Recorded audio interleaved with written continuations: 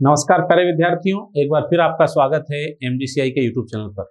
प्यारे विद्यार्थियों, आज हम यहाँ पर जो पेपर सॉल्यूशन लेकर आए हैं, प्रीवियस ईयर PAT के जो पेपर सॉल्यूशन हैं, उसमें 9/11/2020 का ये जो पेपर है, ये फर्स्ट शिफ्ट का पेपर है और इसमें AG2 जो है, इसके क्वेश्चंस मैं आपके सामने लेकर आया हूँ।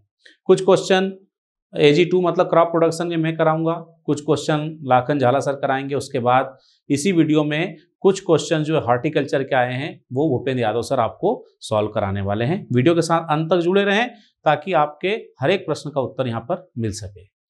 तो प्यारे विद्यार्थियों, सबसे पहला क्वेश्चन है question number 2। Which of the following is an example of hoeing? निम्नलिखित में से कौन सा होइंग का उदाहरण है? होइंग, तो होइंग करने का मतलब क्या होता है भाई? तो हमने जैसे बात करते हैं कि हो जो है ये क्या चीज है भाई? तो हो एक इंप्लीमेंट है जिसको हम लोग बोलते हैं कि ये इंप्लीमेंट है सेकेंडरी टिलेज का। सेकेंडरी टिलेज इंप्लीमेंट है ये। द्वितीयक भू परिष्करण जो है उसका यंत्र है। तो द्वितीयक भू परिष्करण की क्रिया अगर यहां पर देखे जाएं तो प्राथमिक जुताई ये बिल्कुल नहीं आएगा। लेआउट मतलब खेत के चारों तरफ हम लोग क्या करते हैं भाई, इस तरह से हम खेत के चारों तरफ बाउंड्री बनाना, या हमारे को बगीचा लगाना है तो उसके लिए हम लोग कितनी दूरी पर लगाना है, कहाँ पर क्या चीज आएगी, इसको लेआउट बोला जाता है। अब इसके अंदर आता है सेकेंडरी टिलेज या इसको माध्यमिक जुताई कहा जाता है। तो माध्यमिक जुताई का कार्य भी यहाँ पर नहीं हो रहा है। ये जो क्रिया है हो, या हम लोग यहाँ पर बोल रहे हैं हो की सहायता से हम लोग करते हैं यहाँ पर होइंग। होइंग जो है ये किसके लिए की जाती है? For weed control. Weed control के लिए हम लोग स्टैंडिंग क्रॉप में ये करते हैं प्रैक्टिस, और इसे बोला जाता है इंटरकल्चर। सेकेंडरी टिलेज के अंदर जो आता है इंटरकल्चर, उसमें ये आएगा। ठीक है, नेक्स्ट क्वेश्चन पर मैं चलता हूं। Question number 3। Which stage of the crop is more prone to weed competition? फसल की किस अवस्था में खरपतवार की अधिक संभावना होती है? तो हम सभी जानते हैं कि खरपतवारों का अंकुरन फसलों के अंकुरन से जल्दी होता है, पहले होता है, और जो हमारी अंकुरित होने वाली फसलें हैं उनके साथ ये बहुत ज्यादा कंपटीशन करते हैं। तो परिपक्वता की अवस्था नहीं आएगी, वेजिटेटिव ग्रोथ भी नहीं आएगी, प्रजनन के समय भी नहीं है। सबसे ज्यादा सीडलिंग जो अवस्था होती है, मतलब अंकुरित होने की अवस्था जो है, इस समय हम लोग देखते हैं, या पौधा बहुत छोटी अवस्था में जब होता है तब खरपतवार जो है सबसे ज्यादा जो है नुकसान पहुंचाते हैं, सबसे ज्यादा प्रतियोगिता करते हैं। Next question, question number 18। In which method of irrigation weed problem is minimised? सिंचाई की किस पद्धति में खरपतवार की समस्या कम से कम होती है? देखो भाई, अगर हम लोग यहाँ पर सारी विधियों की अगर बात करें तो बहुत ही कॉमन क्वेश्चन है ये कि जो ड्रिप सिंचाई होती है इसमें खरपतवारों की समस्या कम से कम होती है। उसका कारण क्या है? कारण ये है कि इसमें जहां पर फसलें होती हैं, जैसे ये फसल के पौधे लगे हुए हैं, और हम सिंचाई जो करते हैं उन पौधों के पास ही इस तरह से नलियों की सहायता से सिंचाई की जाती है, और बीच में जहां पर खरपतवारों के उगने की संभावना होती है, जैसे यहाँ पर, तो यहाँ आप देखोगे कि पानी नहीं पहुंचता है। इसके कारण आप देखोगे कि खरपतवारों की संख्या कम होती है। और इसी विधि में हम खरपतवार नियंत्रण के लिए हर्बिगेशन जो है उस क्रिया को भी कर सकते हैं। हर्बिगेशन आप समझते हैं, जिसमें हम सिंचाई जल के साथ हर्बिसाइड या शाकनाशी का इस्तेमाल करते हैं, उस क्रिया को बोला जाता है हर्बिगेशन। तो नेक्स्ट क्वेश्चन हमारा क्या है यहाँ पर? Question number 21। Water use efficiency is the highest in case of? Water use efficiency, जल उपयोग दक्षता की यहाँ पर बात कर रहा है। वैसे ये होना चाहिए जल अनुप्रयोग दक्षता, या इसे कहा जाता है सिंचाई क्षमता।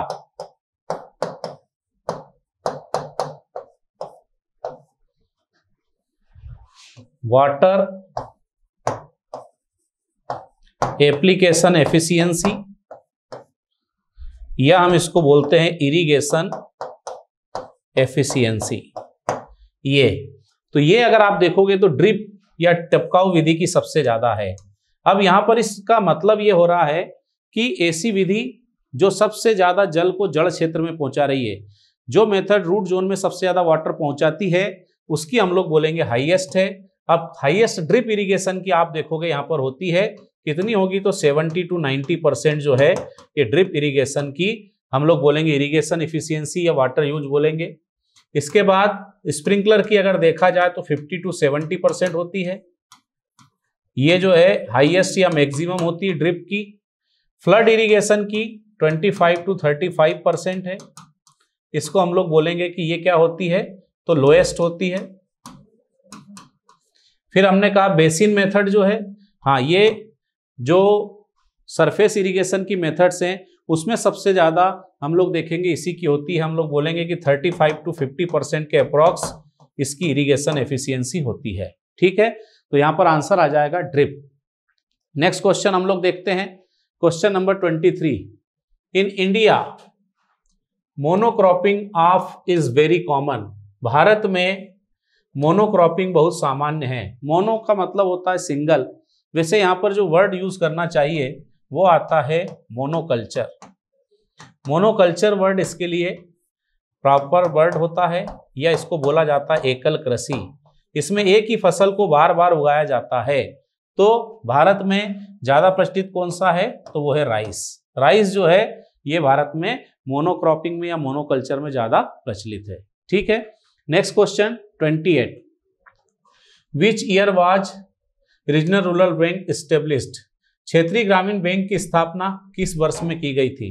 क्षेत्रीय ग्रामीण बैंक या आरआरबी की स्थापना जो है 1975 में की गई थी।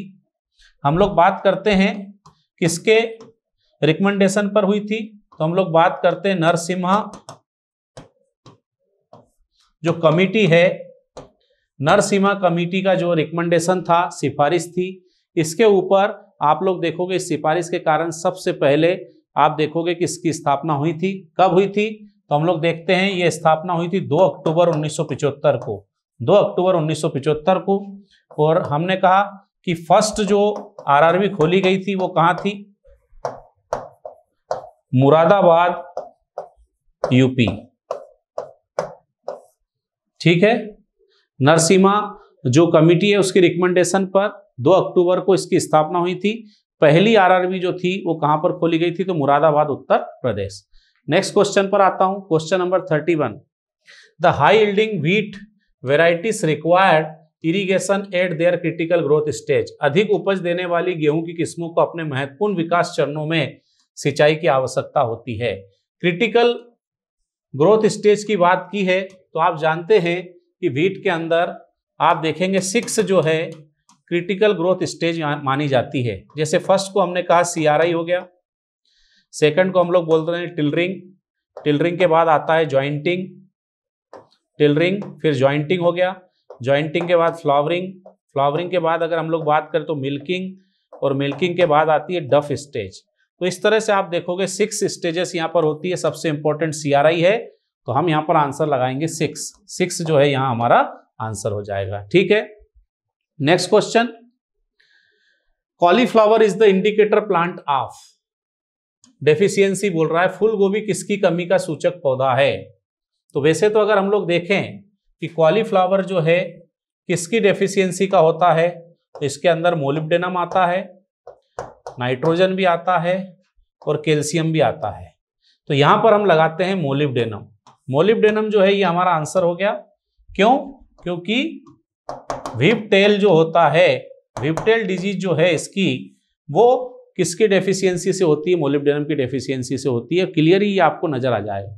बाकी अगर हम लोग देखें तो पोटेशियम के लिए आलू, फास्फोरस के लिए तोरिया, नाइट्रोजन के लिए हम लोग बोलेंगे कि मक्का, गोभी, मेज, कॉलीफ्लावर आ जाएगा। यहां पर हमने कहा रॉकेट सलाद, तूरिया आ गया, पटेटो आ गया। तो ये सूचक पौधे यहां पर हो रहे हैं, इंडिकेटर प्लांट हो रहे हैं। ठीक है, next question, which of the following is an example of bulky organic manure. निम्नलिखित में से कौन सा भारी जैविक खाद का उदाहरण है। तो हम लोग यहां पर बात करते हैं कि महुआ केक, केक मतलब होता है खली, नारियल cake, bone meal. Bone meal का मतलब क्या है भाई, बोन मील का मतलब होता है हड्डी, चूर्ण, और केक यहां पर जो बोला है, केक का मतलब होता है खली। तो हमने पढ़ा है कि जो खलियां हैं और जो हड्डी चूर्ण है, ये क्या चीज है भाई? तो इसे कहा जाता है हल्की या हम लोग यहां पर बोलते हैं सांद्रित खादें। अंग्रेजी में हम लोग इसको बोलेंगे कंसंट्रेटेड मैन्योर।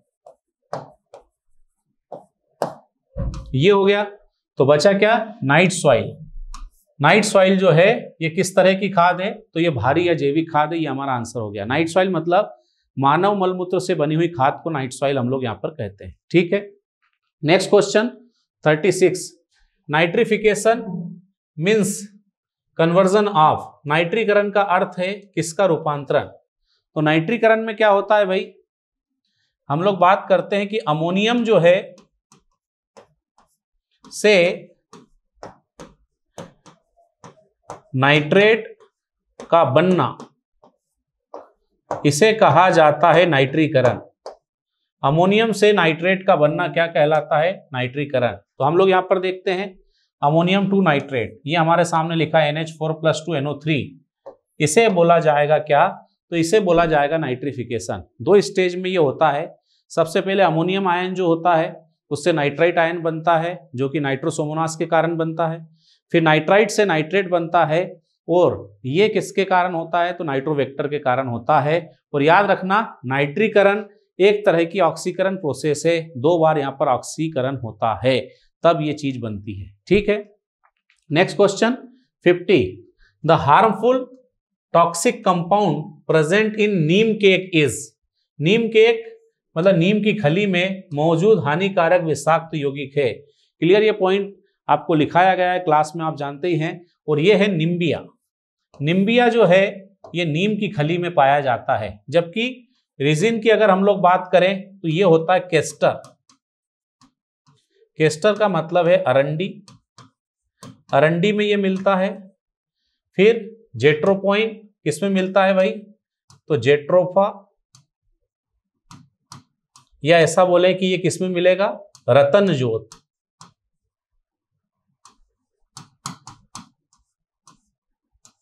और ये क्या है? माउरिन। तो माउरिन जो है एक टॉक्सिक अल्कलाइड है। ठीक है। तो ये हो गया भाई क्वेश्चन नंबर 50। आंसर यहां पर हो जाएगा निम्बिया। नेक्स्ट क्वेश्चन है 59। The yellow revolution in India is related with. पीली क्रांति की बात यहां पर चल रही, किससे संबंधित है? मिल्क प्रोडक्शन या दुग्ध उत्पादन? नो। ये तो कौन सी रिवोल्यूशन आती है भाई? व्हाइट रिवोल्यूशन को बोला जाता है, श्वेत क्रांति को बोला जाता है। फिर फिश प्रोडक्शन, मछली? नहीं, ये रिलेटेड है ब्लू रिवोल्यूशन से, नीली क्रांति से संबंधित है भाई। ऑयल सीड प्रोडक्शन, तिलहन खाद्य तेल के उत्पादन से। हाँ, ये हमारा आंसर हो जाएगा। लास्ट में अगर देखें अंडे के उत्पादन से, एक से, तो ये किससे है? सिल्वर रिवोल्यूशन से रिलेटेड है, रजत क्रांति से संबंधित है। आंसर हो जाएगा ऑयल सीड प्रोडक्शन। ठीक है। नेक्स्ट क्वेश्चन पर आता हूं मैं। Question number 64। द खालिस्तान दिया है is related to the production of honey and horticulture. शहद और बागवानी उत्पादन से संबंधित है। तो आप जानते हैं कि भाई बागवानी के उत्पादन से संबंधित नीली क्रांति? नहीं भाई, अभी मैंने आपको बताया मछली से है। पीली क्रांति तिलहन से है। हरित क्रांति फसलों से है। आंसर आ जाएगा यहाँ गोल्डन रिवोल्यूशन, स्वर्णिम क्रांति। वैसे एक बात याद रखना कि शहद से रिलेटेड पूछा जाता है तो एक क्रांति आती है जिसको बोला जाता है मीठी क्रांति, स्वीट रिवोल्यूशन इसको बोला जाता है। ये हनी से रिलेटेड है। बाकी यहां पर हमारा आंसर आएगा गोल्डन रिवोल्यूशन। ठीक है। Next question, question number 69। The layer of the soil are called. मिट्टी की परतों को कहा जाता है। तो भाई मिट्टी की परतें कब आएंगी? जैसे हम किसी मिट्टी को ऊर्ध्वाधर या खड़ा इस तरह से काटते हैं, वर्टिकल अगर हम लोग यहां पर कट लगाते हैं इस तरह से, तो आप देखेंगे कि यहां पर आपको अलग अलग लेयर्स नजर आएंगी, O, A, B, C और R। अब ये जो लेयर्स होती हैं, एक एक ये लेयर की अगर हम लोग बात करें, परत की अगर बात करें, तो इनको बोला जाता है होराइजन, क्षैतिज, या इनके लिए एक शब्द प्रयोग किया जाता है संस्तर, संस्तर बोला जाता है। और जब हम इसको एज ए यूनिट मानकर, एक इकाई मानकर अध्ययन करते हैं, तो इसे क्या कहा जाएगा? इसे कहा जाता है मृदा परिच्छेदिका,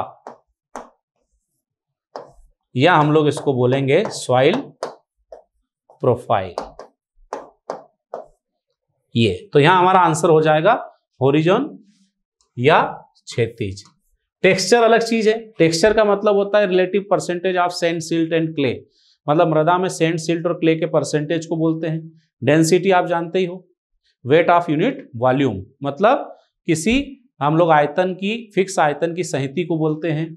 और स्ट्रक्चर या संरचना का मतलब क्या होता है? Arrangement of soil particles and their aggregates, मतलब सॉइल के अंदर मृदा कण और कणपुंजों की जो जमावट सजावट होती है, उसी को बोला जाता है स्ट्रक्चर।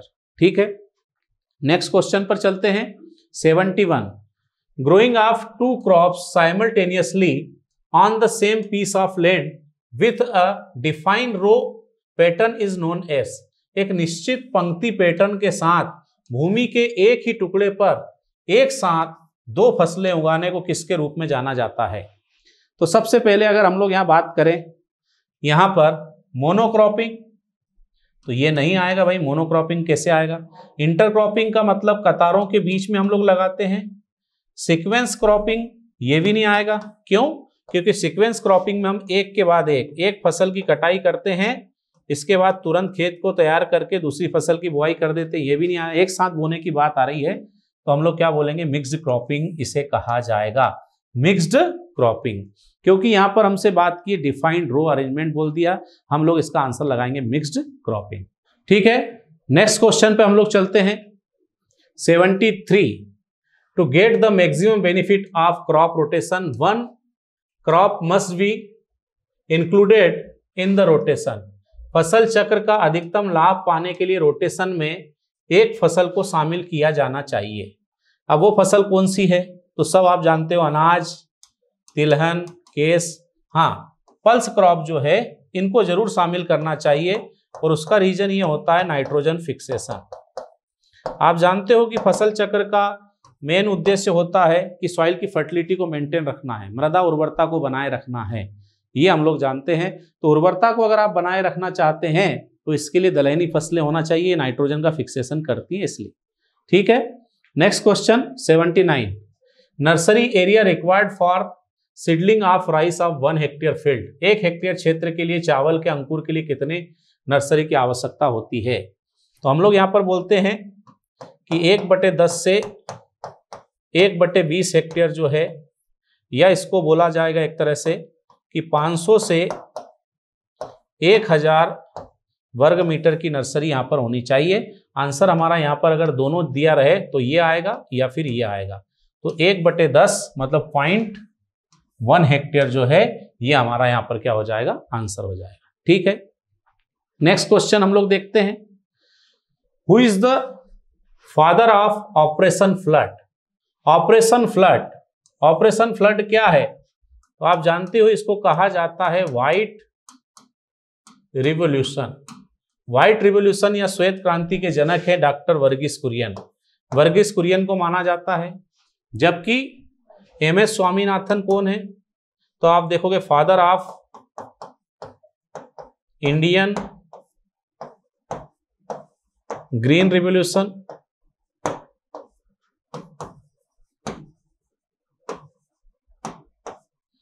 और नॉर्मन बोरलॉग कौन है? तो हम लोग बोलेंगे इनको father of green revolution. Father of green revolution Norman E Borlaug है, और इंडियन ग्रीन रिवॉल्यूशन के फादर कौन है? एमएस स्वामीनाथन है। अब हीरालाल चौधरी कौन है? तो इनको हम लोग बोलेंगे भाई father of induced breeding in carp. Carp fish जो है इसके अंदर इंड्यूस्ड ब्रीडिंग का काम इन्होंने किया था, फादर ऑफ इंड्यूस्ड ब्रीडिंग इनको कहा जाता है। ठीक है, नेक्स्ट क्वेश्चन पर मैं आता हूं। 92, growing plants of different height in the same field at the same time इस टर्म एस। एक ही समय में एक ही क्षेत्र में विभिन्न ऊंचाई के बढ़ते पौधों को क्या कहा जाता है? तो अलग अलग ऊंचाई के जब पौधे लगाए जाते हैं तो इसे बोला जाता है बहुस्तरीय सस्यन, बहुमंजिली सस्यन, बहुपर्तीय सस्यन, मल्टी टायर क्रॉपिंग। ये सारे नाम जो है हम लोग यहाँ पर ले सकते हैं। यहाँ पर क्या किया जाता है भाई, अलग अलग हाइट के जो हैं प्लांट्स को एक साथ एक फील्ड में आप देख पाओगे, इस तरह से अलग अलग हाइट के प्लांट होते हैं। तो आप लोग देखोगे कि ये कहाँ है, तो popular in coconut orchard of Kerala and Karnataka, Kerala and Karnataka. ठीक है, यहां पर ये पॉपुलर है। ठीक है, ये हो गया क्वेश्चन नंबर 92। क्वेश्चन नंबर 97 हम लोग देखते हैं, which of the following is associated with rainbow revolution. Rainbow इंद्रधनुष क्रांति से जुड़ा हुआ है। इंद्रधनुष क्रांति का मतलब क्या होता है भाई, सभी क्रांतियां एक साथ, जब सारी क्रांतियों की एक साथ बात की जाती है तो इसको रेनबो रिवोल्यूशन कहा जाता है। फर्स्ट है production of improvement and development programme of animal husbandry, ये तो केवल एनिमल से है। फिर हमने कहा production improvement and development programme of horticulture crop, ये केवल हॉर्टिकल्चर क्रॉप से है। Production improvement and development programme of field crop, तो ये ग्रीन रिवोल्यूशन हो गया। ये हमने गोल्डन देखा, ये व्हाइट रिवोल्यूशन बोल सकते हैं। लेकिन आप देख रहे हो an integral development programme of agriculture, horticulture, forestry, fishery, poultry and animal husbandry. तो यहां आप देख पा रहे हैं कि सारी क्रांतियां आपको एक साथ नजर आ रही है, इसलिए यहां पर हमारा आंसर हो जाएगा 97 का डी। ठीक है, तो इस तरह से हमने यहां पर बात की। लास्ट क्वेश्चन हमारे पास जो है यहां पर वो है flood irrigation is also known as. Flood irrigation, बाढ़ सिंचाई विधि को क्या बोला जाता है? तो हम लोग यहां पर देखेंगे फ्लो इरिगेशन, नहीं ये नहीं आएगा। फ्लो इरिगेशन तो सरफेस वाली बहुत सारी आ जाएगी। लिफ्ट इरिगेशन ये भी नहीं बोलेंगे। सब सरफेस इरिगेशन ये भी नहीं। हाँ, अनियंत्रित सिंचाई जरूर कहा जाएगा, अनकंट्रोल्ड इरिगेशन, क्योंकि यहां पर पानी को फील्ड में हमने ओपन जो है रिलीज कर दिया है, खुला छोड़ दिया, उसकी जहां मर्जी आएगी वहां जाएगा। इस कारण से हम लोग बोलेंगे अनकंट्रोल्ड इरिगेशन। ठीक है, तो ये क्रॉप प्रोडक्शन के में क्वेश्चन आपके सामने कुछ लेकर आया था। कुछ क्वेश्चन जो है आपके लिए लेकर आएंगे लाखन सिंह झाला सर, और horticulture question Bhupendra Yadav sir लेकर आएंगे। अच्छे से पढ़ते रहें, स्वस्थ रहें, मस्त रहें। आपकी एग्जाम बहुत नजदीक आ रही है, आपको स्ट्रेस नहीं लेना है, टेंशन नहीं लेना, केवल पढ़ते जाना। Thank you.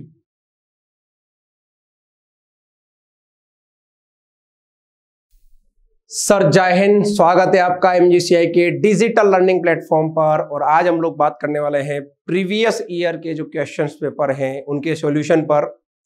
9/11/2020 को ये पेपर हुआ था, और जो पेपर है वो फर्स्ट शिफ्ट का पेपर है। कौन सी शिफ्ट का? फर्स्ट शिफ्ट का पेपर है। क्वेश्चन की बात करते हैं। सबसे पहला प्रश्न कौन सा आ रहा है? 5 नंबर का क्वेश्चन है। The term SRI is related with dash dash cultivation. SRI शब्द का संबंध जो है कि खेती से संबंधित है। 2020 में जब यह क्वेश्चन पूछा गया था उसके पहले तक हमें यही पता था कि जो SRI है इसका मतलब होता है system of rice intensification. System of rice intensification जिसकी शुरुआत हुई थी मेडागास्कर से। कहां से हुई थी भैया? मेडागास्कर से इसकी शुरुआत हुई थी। परंतु 2020 में जब यह क्वेश्चन पूछा गया तो इसका जो आंसर लिया गया वो लिया गया बोथ राइस एंड रागी, चावल और रागी दोनों में। तो यहां पर SRI का मतलब सिस्टम ऑफ राइस इंटेंसिफिकेशन भी है और सिस्टम ऑफ रागी इंटेंसिफिकेशन भी है। इस प्रकार के जब भी प्रश्न आए तो याद रखिएगा भैया। क्लियर है क्या? वरना आप सिर्फ राइस याद करके चले जाएंगे, इस प्रकार से ऑप्शन दिए जाएंगे तो आप गलत करके आ सकते हैं। तो गलती हम लोगों को नहीं करना है। इस प्रकार से जब भी प्रश्न आए तो इस प्रकार से हम लोगों को इसको आंसर लगाना है या जवाब देना है। अगला प्रश्न, help farmer by providing subsidies on dairy farm and dairy farming loans through approved bank.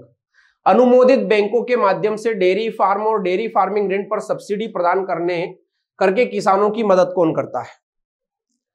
बहुत सारे बैंकों से जो किसानों को लोन मिलता है डेयरी फार्म के लिए, डेयरी फार्मिंग के लिए, उस पर सब्सिडी प्रदान करने का काम करता है नाबार्ड। कौन काम करता है? नाबार्ड। क्योंकि ये कौन सा बैंक है भैया? ये बैंक है नेशनल बैंक फॉर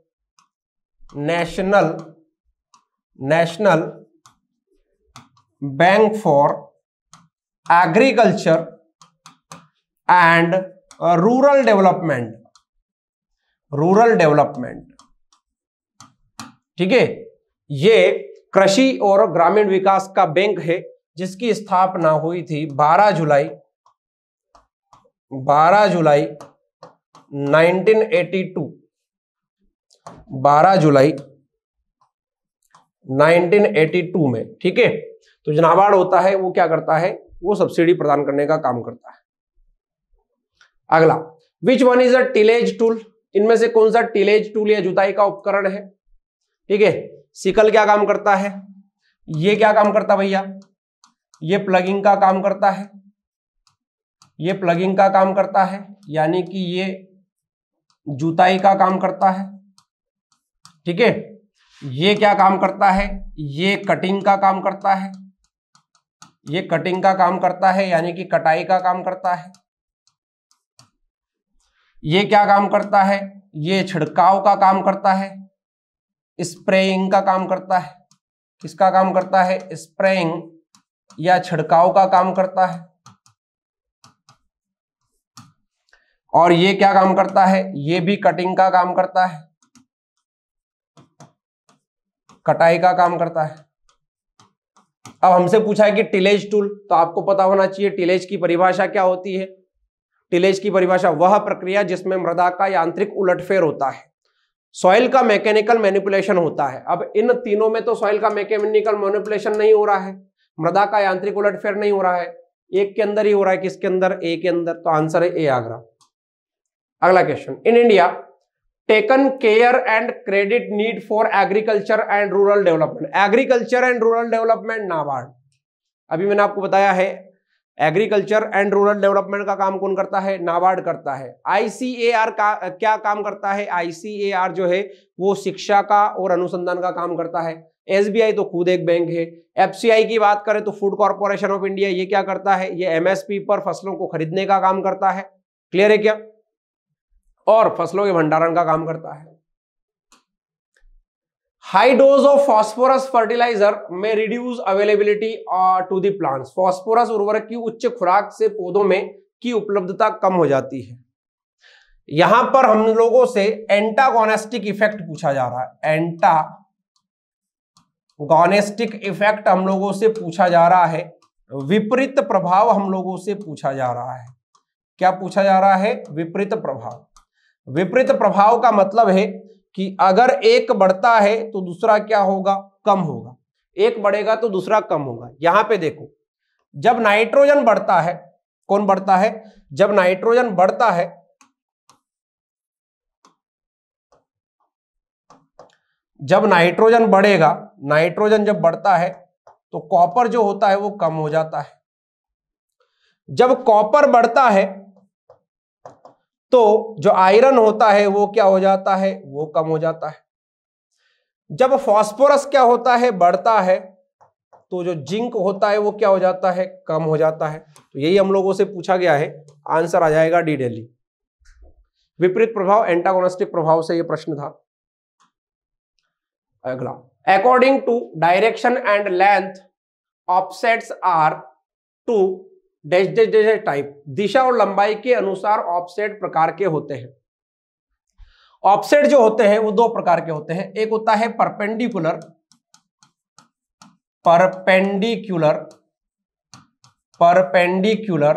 और एक होता है ऑब्लिक। एक होता है परपेंडिकुलर और एक होता है ऑब्लिक। दो प्रकार के ऑफसेट होते हैं दिशा और लंबाई के अनुसार। तो आंसर आ जाएगा बी बॉम्बे। अगला क्वेश्चन है, नीरा इज अ वेराइटी ऑफ। नीरा किसकी किस्म है? चावल, गेहूं, जौ, गन्ना। 1996 में 1996 में शुगर केन की एक वैरायटी, शुगर केन का एक हाइब्रिड यानी कि संकर पैदा किया गया, और वो संकर कौन सा था? नीरा। अरे कौन सा था भैया? नीरा। क्लियर है क्या? तो ये शुगर केन का एक हाइब्रिड है, और सबसे ज्यादा कल्टीवेशन कहां होता है? सबसे ज्यादा कल्टीवेशन होता है मोर देन 50% इन महाराष्ट्र।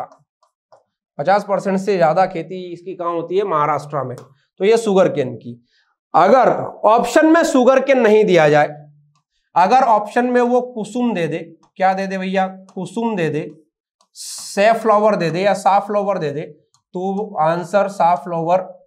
अगर गन्ना नहीं दे तो साफ्लॉवर, क्योंकि ये साफ्लॉवर की भी वैरायटी है नीरा। ठीक है, तो नीरा किसकी वैरायटी है? गन्ने की वैरायटी है। और किसकी वैरायटी है? कुसुम या सैफ्लॉवर की वैरायटी है।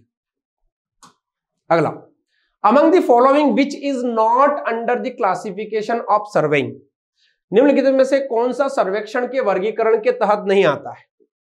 आप कौन कौन सा सर्वेक्षण हम लोग करते हैं? मराइन सर्वेक्षण हम लोग करते हैं, लैंड सर्वेइंग हम लोग करते हैं, एस्ट्रोनॉमिकल सर्वे हम लोग करते हैं, एक नहीं करते हैं, कौन सा? तलगर वाला। तो आंसर क्या आ जाएगा भैया? यही बेसमेंट वाला जो है वो आंसर आ जाएगा सी, चेन्नई। अगला प्रश्न, seed rate of pure wheat crop is, शुद्ध गेहूं की फसल की बीज दर कितनी होती है? गेहूं की बीज दर होती है 100 से 110 किलोग्राम के लगभग। बहुत इंपॉर्टेंट है, याद रखिएगा, मोस्ट इंपॉर्टेंट क्वेश्चन है ये। 100 से 110 किलोग्राम के लगभग सीड रेट होती है। अगला, top soil means upper of outer most layer of soil. Top soil का अर्थ है मिट्टी की ऊपरी या सबसे बाहरी परत। ठीक है, जो टॉप सॉइल होती है जहां पर हम लोग बेसिक वे में कल्टीवेशन करते हैं। टॉप सॉइल कौन सी सॉइल? टॉप सॉइल या फिर अरेबल सॉइल। अरेबल सॉइल जहां पर बेसिक वे में कल्टीवेशन होता है, जहां पर हम लोग कल्टीवेशन करते हैं, जहां पर हम लोग क्या करते हैं? कल्टीवेशन करते हैं, उसकी जो गहराई होती है वो होती है 15 से 30 सेंटीमीटर। कितनी होती है? 15 से 30 सेंटीमीटर। तो 15 से 30 सेंटीमीटर वाला ऑप्शन कहीं दिया है क्या? 15 से 50 दिया है, 25 से 50 दिया है, 30 से 60 दिया है, 5 से 25 सेंटीमीटर। ये वाला ऑप्शन जो है ये इस रेंज के अंदर आएगा। ठीक है, तो यहां पे आंसर आ जाएगा भैया 5 से 30 सेंटीमीटर। क्लियर है? आंसर है डिटेल। अगला प्रश्न, sulphate of potash SOP contains K2O। Sulphate of potash की सल्फेट में K2O कितना परसेंट होता है? तो 48%। 60% के लगभग किसमें होता भैया? ये होता है MOP, म्यूरेट ऑफ पोटास में। किसमें होता है? म्यूरेट ऑफ पोटास के अंदर। अगला, which of the following is an example of variable input in dairy farm. निम्नलिखित में से कौन सा एक डेयरी फार्म में चर इनपुट का एक उदाहरण है? वेरिएबल इनपुट या चर इनपुट का मतलब होता है उत्पादन के साथ जिसमें बदलाव आता है। चर इनपुट का क्या मतलब होता है भैया? चर इनपुट का मतलब होता है उत्पादन के साथ बदलाव। उत्पादन के साथ बदलाव, उत्पादन के साथ बदलाव, या जिसको हम लोग क्या कर सकते हैं? बदल सकते हैं। तो कैजुअल हायर्ड लेबर आकस्मिक कार्य पर रखे गए श्रमिक, परमानेंटली हायर्ड लेबर स्थायी रूप से कार्य पर रखे गए श्रमिक, फार्म फैमिली लेबर खेत के पारिवारिक श्रम, या फार्म मैनेजर्स लेबर खेत प्रबंधक की श्रम। तो ये जो तीनों होते हैं ये तो क्या होते हैं? ये तो फिक्स्ड होते हैं। ये जो होता है कैजुअल हायर्ड लेबर, ये जो होता है क्या होता है? ये होता है आपका वेरिएबल इनपुट होता है, या फिर क्या होता है? चर इनपुट होता है। क्लियर है? चलिए, तो ये बचे हुए क्वेश्चन हम लोग क्लियर कर चुके हैं। धन्यवाद। जय हिंद, जय भारत।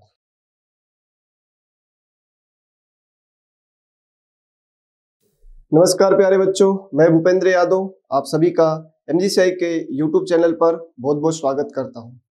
MGCI टीम की कड़ी मेहनत के परिणाम स्वरूप आज हम देख पा रहे हैं कि 2023 से लेकर 2020 तक के जितने भी प्रीवियस ईयर के क्वेश्चन पेपर थे उनका डिटेल सॉल्यूशन आपके समक्ष प्रस्तुत किया गया। आप ये मान के चलिए कि 8 और 9 जून 2024 को जो आपका MPPAT का पेपर होने वाला है उसमें अगर आपने इतने सारे पेपर का सॉल्यूशन देख लिया है तो आपकी तैयारी में 4 चांद लग जाएंगे। निश्चित तौर पर आपकी सफलता में ये कारगर सिद्ध होगा और ये जो सॉल्यूशन है ये पत्थर का मील साबित होने वाला है। इसमें आपको एक चीज और मैं बता देता हूँ, इसमें सीवीटी का सॉल्यूशन ऑलरेडी डाला है यूट्यूब पर, वो भी आप देख सकते हैं। एक आईएमपी क्वेश्चन सीरीज चली थी 2019-20 में, जिसके परिणाम स्वरूप ही आप देखोगे तो उस साल बहुत बेहतरीन रिजल्ट आया था। टॉप 10 में 7 से 8 बच्चे थे। ठीक है, तो आप इसको जरूर देखें और जरूर इसका लाभ ले और ज्यादा से ज्यादा लोगों तक पहुंचाए ताकि हर कोई इसका लाभ ले बेटा और अपनी मंजिल तक पहुंचे। चलिए बच्चों, तो आज हम स्टार्ट करते हैं, देखते हैं इस सॉल्यूशन को। ये पेपर था आपका 9/11/2020 को AG2 और उसमें भी ये फर्स्ट शिफ्ट का हो रहा है पेपर। ठीक है, और इसमें हम बात करेंगे हॉर्टिकल्चर के क्वेश्चन की। तो आपके पास पहला क्वेश्चन है, विच one of the following is called queen of flower. तो किसे फूलों की रानी कहा जाता है? तो यहाँ पर फूलों की जो रानी कहा जाता है, इसका राइट आंसर होगा बेटा रोज, क्योंकि गुलाब को ही हम king as well as queen concern करते हैं। ठीक है, इसी को हम भैया फूलों की रानी भी कहते हैं और राजा भी कहते हैं। इसे हम सिंबल ऑफ लव, प्रेम का प्रतीक भी कहते हैं, प्रेम का प्रतीक भी कहा जाता है, सिंबल ऑफ लव भी कहा जाता है बेटा। और कौन से रोज को कहा जाता है? तो दैट इज रेड रोज, लाल गुलाब को इसका सिंबल माना जाता है। बात करें हम ग्लेडियोलस की, तो इसे हम कहते हैं क्वीन ऑफ बल्बियस फ्लावर। ठीक है, इसे किस नाम से जाना जाता है बेटा? तो क्वीन ऑफ बल्बियस फ्लावर, बोले तो कंद पुष्प की रानी, इसे हम कंद पुष्प की रानी के नाम से भी जानते हैं। ठीक है बेटा। देन हम बात करें कार्नेशन की, तो कार्नेशन को हम बोलते हैं डिवाइन फ्लावर या गार्डनर पिंक, डिवाइन फ्लावर या गार्डनर पिंक।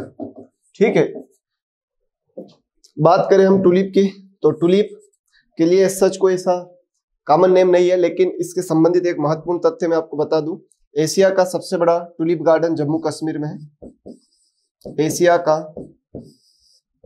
सबसे बड़ा टुलिप गार्डन कहां पर है?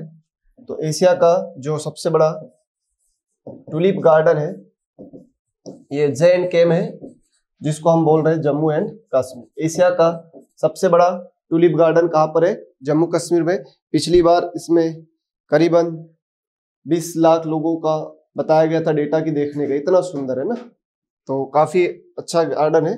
तो एशिया का सबसे बड़ा ये टुलिप गार्डन है जम्मू कश्मीर में, तो अपने लिए गर्व की बात है भैया, भारत में है तो। ठीक है, चलिए ये बात आपको बहुत अच्छे से ध्यान रखना है। तो आपको मैंने काफी सारी जानकारी दे दी बेटा इस क्वेश्चन के माध्यम से। वैसे किंग ऑफ फ्लावर आए तो डहेलिया है, और डहेलिया ऑप्शन में नहीं है तो फिर किंग ऑफ फ्लावर भी क्या होता है? रोज होता है, ये भी आपको ध्यान रखना है। पर पहली प्रायोरिटी किंग क्या है? तो डहेलिया है। Potato, tomato, capsicum, eggplant belong to family. आलू, टमाटर, बैंगन, मिर्ची की बात करें बेटा तो इसकी एक ट्रिक है, याद रखना आपको। आलू, टमाटर, बैंगन, मिर्ची, इन सब की क्या बना लेंगे बेटा? Mix veg. तो आलू, टमाटर, बैंगन, मिर्ची की क्या बनाई? सब्जी बनाई। वह तंबाकू खा के सो गए। गांव में खाई जाते हैं, तंबाकू खा के एक बीड़ा इधर दबा लिया, सो गए। तंबाकू खा के सो गए। चलो तो सो गए तो सोने दो, अपना काम हो गया। आलू, टमाटर, बैंगन, मिर्ची की क्या बन गई? सब्जी, और तंबाकू खा के सो गए। तो सो से क्या हो जाएगा आपका? सोलेनेसी। तो सोलेनेसी में जितने भी कॉमन वेजिटेबल्स और इंपोर्टेंट क्रॉप्स आती सारी अपन ने कवर कर ली। कद्दू वर्गीय में हम देखेंगे बेटा जितने भी कुकर बीट्स हैं, जैसे आपका तरबूज है, वाटरमेलन है, खरबूज है जिसको हम मस्क मेलन बोल रहे हैं, करेला है, बीटर गर्ड जिसको हम बोल रहे हैं, लौकी है जिसको हम बोटल गर्ड बोल रहे हैं। ठीक है, ये बीटर गर्ड हो गया, बोटल गर्ड, लौकी, ठीक है, आपका गिलकी, करेला, लौकी, तरबूज, खरबूज, जो रेल पर चल रहे हैं, बेल पर चल रहे हो, सारे इधर आ जाएंगे। सोलेनेसी की बात हो गई, ठीक है। फिर हम बात करें ब्रेसिकेसी की, ठीक है बेटा। तो ब्रेसिकेसी की अगर मैं बात करूं तो जितने भी कोल क्रॉप्स हैं, जितने भी कोल क्रॉप्स हैं, अर्थात गोभी वर्गीय सब्जियां हैं, जितनी भी कोल क्रॉप्स है, गोभी वर्गीय सब्जियां हैं, वो सारे के सारे इसके अंदर आ जाएगी, ठीक है। तो कोल क्रॉप्स में आएगा आपका कौन कौन सा, जैसे कि फूल गोभी, पत्ता गोभी, गांठ गोभी,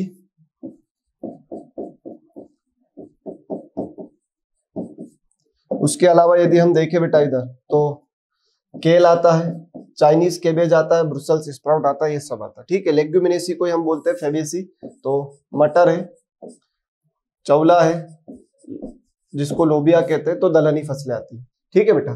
तो अब इसका राइट आंसर आपको मिल गया, दैट इज सी, सोलेनेसी, ठीक है।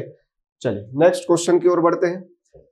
कटा हुआ फल, सिरका, चीनी और मसालों का उपयोग की तैयारी के लिए किया जाता है, ठीक है। तो विनेगर मिलाया जा रहा है, शुगर मिलाया जा रहा है, मसाले मिलाए जा रहे हैं, और चॉप्ड फ्रूट्स मतलब उनको काट दिया है।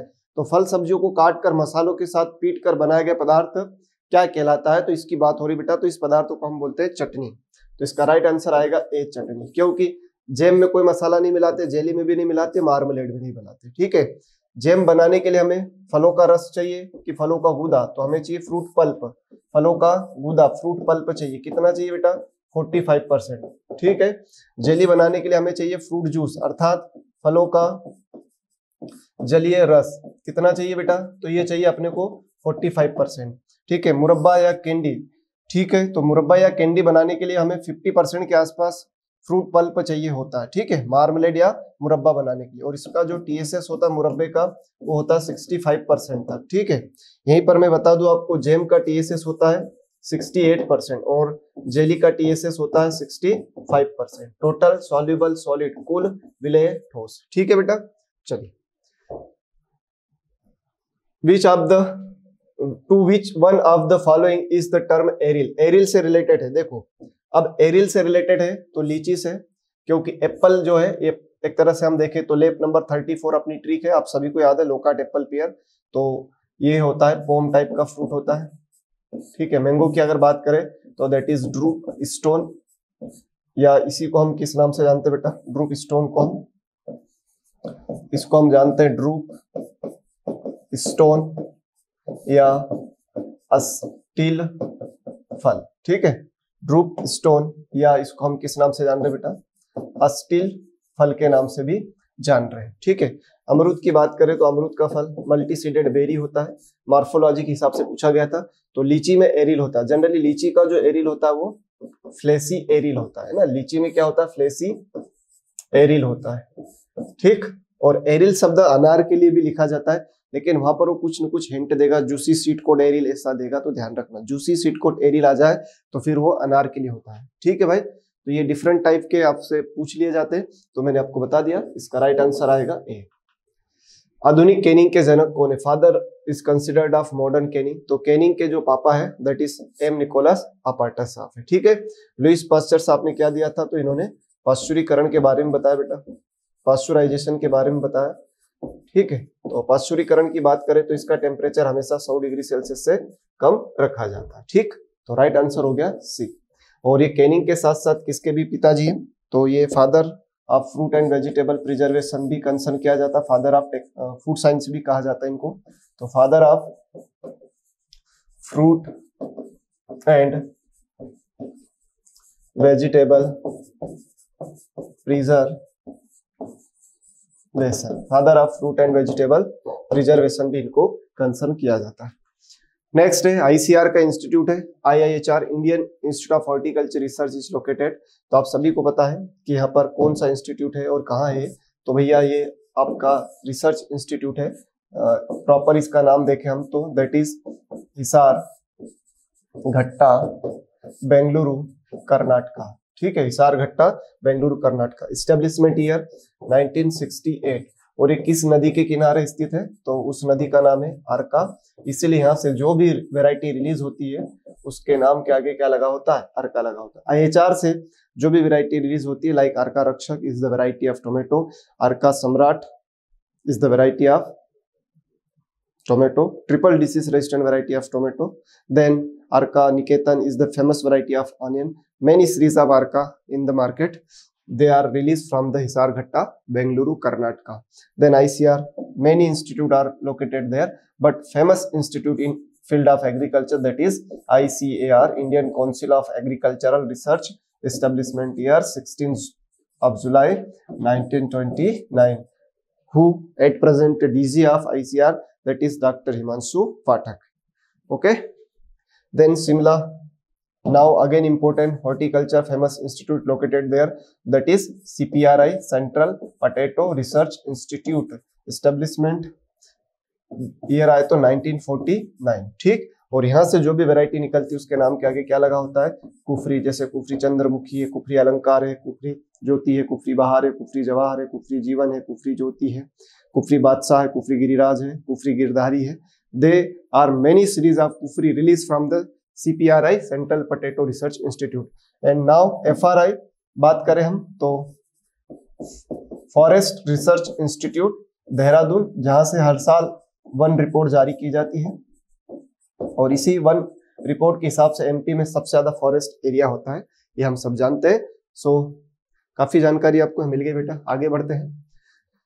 इन drying of fruit which chemical is used to minimize the browning, फलों को सुखाने के लिए किस रसायन का प्रयोग कम से कम ब्राउनिंग के लिए किया जाता है, ठीक है। तो इसमें एक ऐसा केमिकल है, जब हम फल सब्जियों को सुखाते हैं तो उनमें भूरेपन की एक परत आ जाती है, उसको कम करने के लिए हम किसका यूज करते हैं, तो दैट इज सल्फर डाइऑक्साइड। और CO2 का यूज किसमें करते हैं, कोल्ड ड्रिंक्स वगैरह में करते हैं।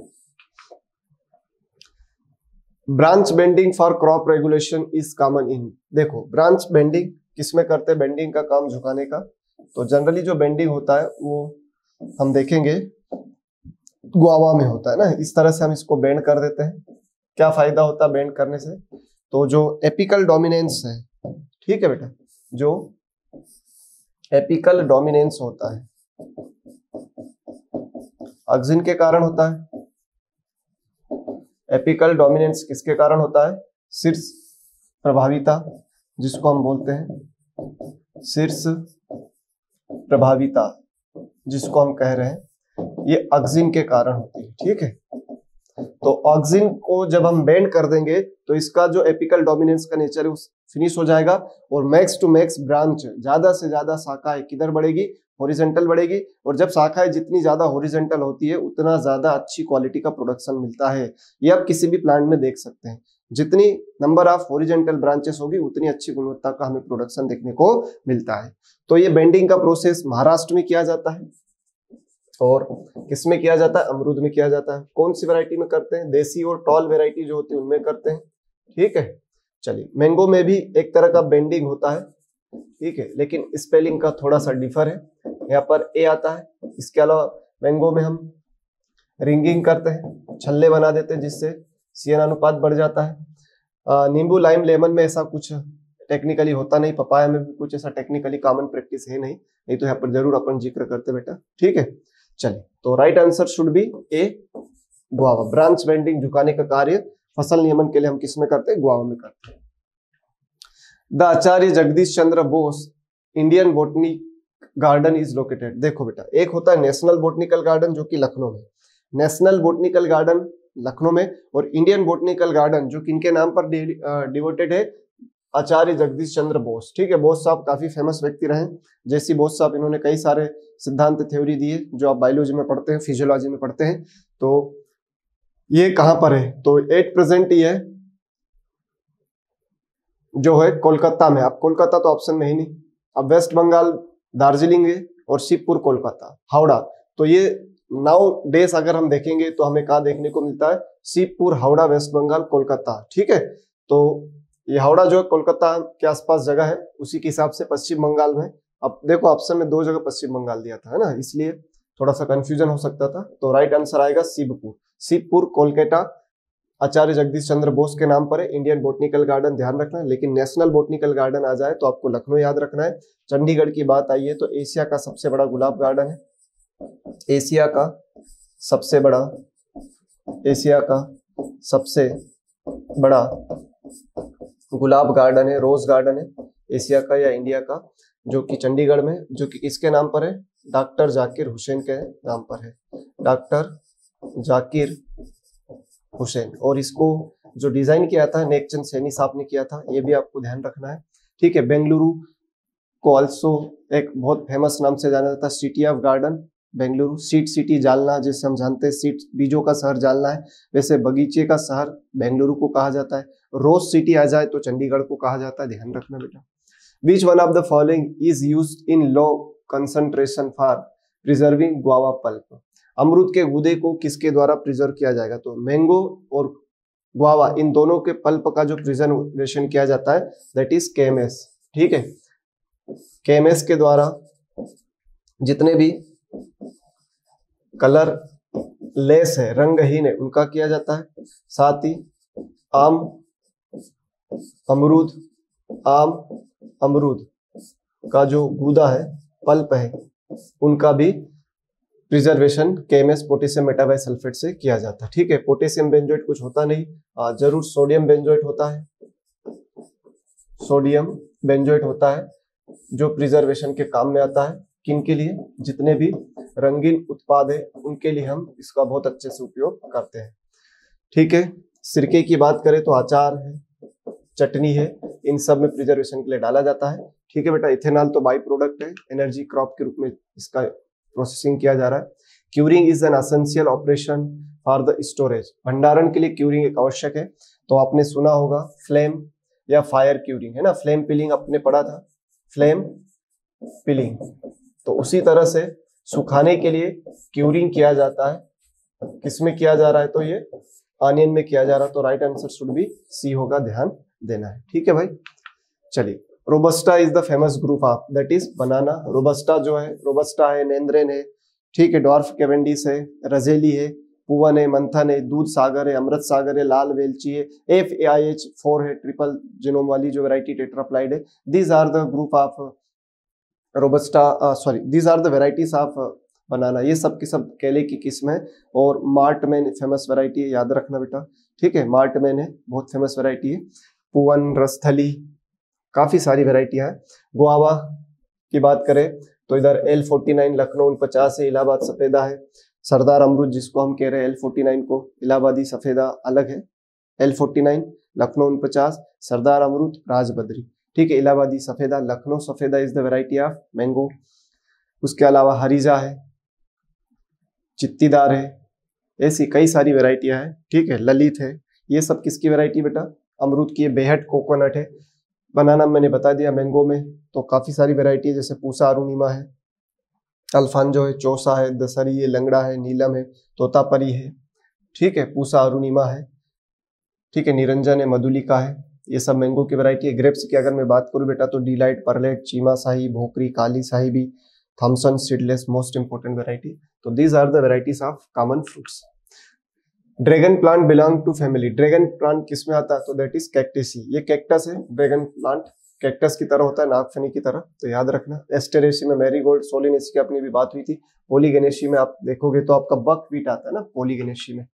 ड्रैगन प्लांट क्या है, तो ड्रैगन प्लांट एक फ्रूट प्लांट है, नॉट ए फ्लावर, ठीक। Solo is the famous group of papaya, ठीक है। तो sunrise solo, Taiwan, red lady 786, ठीक है, पूसा नन्ना, पूसा मेजेस्टी, कुरगानुडी, वाशिंगटन, ये सारी वैरायटियां किस में आएगी, पपाया में आएगी। को5 एक अदर इंपोर्टेंट वैरायटी है। चलिए, पौधे के विभिन्न भाग या सजावटी आकृति जैसे जानवर, पक्षी आदि में ट्रेनिंग करने की कला को किस रूप में जाना जाता है, the art training plants into different forms of ornamental shape like animals, birds, etc is known as. तो इसको हम क्या कहते हैं बेटा, टॉपियरी कहते हैं, ठीक है। हिल गार्डन तो जापान के गार्डन का है। वर्टिकल गार्डनिंग जैसे आजकल हो ही रहा है, टेरेसिंग, छत पर बागानी, ठीक। चलिए, कर्ड एडिबल पार्ट, बंद गोभी का जो खाते हैं वो हेड है, ठीक है। गोभी का, फूल गोभी का खाने योग्य भाग कर्ड है, जो एपिकल प्रीफ्लोरल एपिकल मेरिस्टेम का मॉडिफिकेशन है। टोमेटो एंड वेजिटेबल में अगर हम देखें ब्रिंजल की, तो ये फ्रूट वेजिटेबल है, फल है, तो ये आंसर आएगा कर्ड का cauliflower. Pinching is done in marigold, तो ये करी जाती है बेटा गेंदा में बुआई के 40 दिन बाद। What is pinching? तो जो एपिकल बड होती है, थोड़ा ठीक से बनाते हैं, जो बड होती है उस बड से जो टॉप मोस्ट लीव्स होती है, पत्तियां होती है, जो सबसे ऊपर जुड़ी हुई पत्तियां होती है, इनको बुआई के 40 दिन बाद तोड़ देते हैं ताकि मैक्सिमम जो ब्रांचेस है वो कहाँ बढ़ सके, हॉरिजेंटल बढ़ सके, प्लांट में हॉरिजेंटल ग्रोथ ज्यादा हो सके। इसलिए हम बुआई के 40 दिन बाद टॉप मोस्ट पोर्शन को ऊपर से पिंच कर देते हैं, मतलब तोड़ देते हैं। इस प्रोसेस को हम क्या कह रहे हैं बेटा? पिंचिंग। किसमें? गेंदा में और गुलदाउदी में। और गुलदाउदी की अगर मैं बात करूं तो इसमें 14 से 21 दिन या 1 से 2 सप्ताह की उम्र में ये काम करते हैं। किसमें करते हैं ये काम? तो ये काम हम करते हैं मैरीगोल्ड में और गुलदाउदी में। ठीक है, दोनों का डेट आपसे पूछा जा सकता है, ध्यान रखना। गेंदा के लिए कितने दिन में कर रहे हैं हम लोग? 40 दिन में कर रहे हैं, तो राइट आंसर सी हो गया।